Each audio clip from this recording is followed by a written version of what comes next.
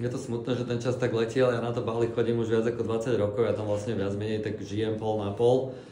Je to krajina, ktorú poznám dôvernejšie ako akúkoľvek inú krajinu a podľa toho som pripravil aj ten zájazd, ktorý sa volá takže tajné miesta, oni nie sú úplne tajné, samozrejme dnes nie je nič tajné, ale sú to miesta, ktoré turisti bežne nenavštevujú.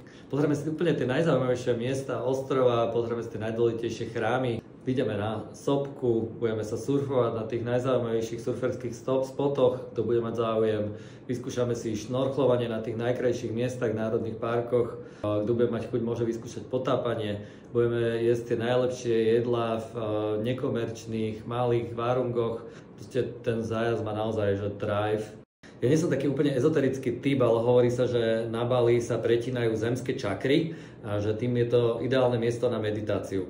Toto neviem potvrdiť, ale čo viem potvrdiť, že naozaj ľudia, ktorí tam prichádzajú so mnou, tak cítia proste prílev úplne obrovských dobrých energií, taký naozaj veľmi spirituálny vibe, ktorý tam na tom ostrove je. A ešte sa mi nestalo, že by sa niekto vracal domov inak ako nadšený.